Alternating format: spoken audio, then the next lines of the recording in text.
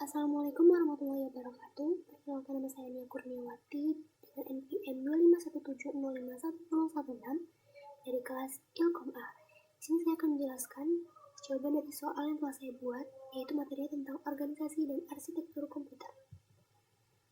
Soalnya yaitu sebuah prosesor memiliki arsitektur von Neumann dengan satu jalur untuk data dan instruksi.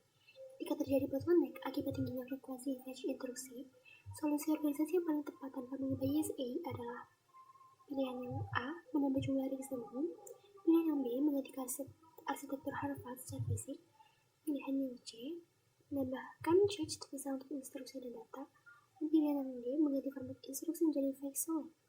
Jawabannya di sini yaitu C, menambahkan cache terpisah untuk instruksi dan data.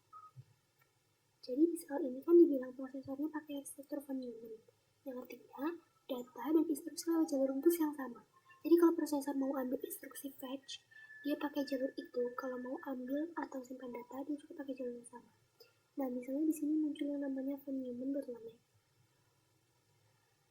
Kenapa bisa terjadi bottleneck? Karena prosesor itu kerjanya cepat banget, tapi jalur busnya cuma satu, jadi instruksi dan data harus ganti lewat jalur yang sama. Kalau frekuensi fetch instruksi tinggi, misalnya program lagi open terus, maka jalur bus jadi padat. Akibatnya data harus nunggu.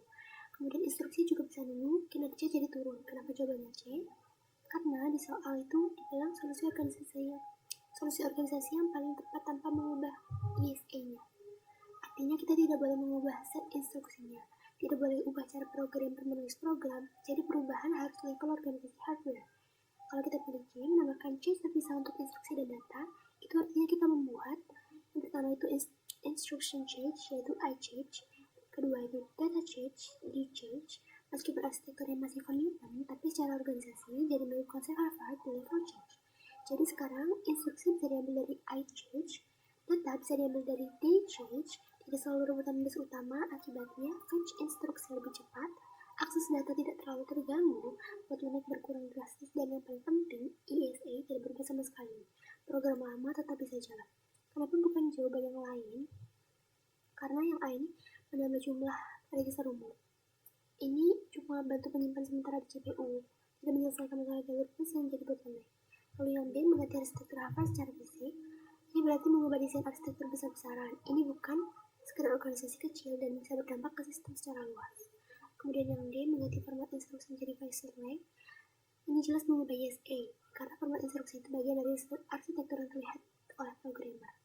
Kesimpulan simpelnya, masalahnya ada di satu jalur bus yang dipakai barengan. Solusi paling aman tanpa mengubah ISA adalah pisahkan cache instruksi dan cache data. Dengan begitu, walaupun tetap von Neumann, kinerjanya jadi lebih optimal dan bottleneck-nya berkurang. Nah, di sini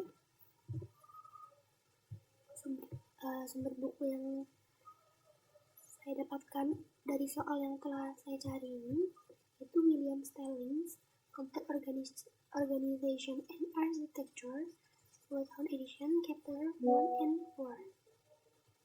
Terima kasih, sekian penjelasan dari jawaban soal yang telah saya buat. Saya akhiri, kurang dan lebihnya saya mohon maaf. Wassalamualaikum warahmatullahi wabarakatuh.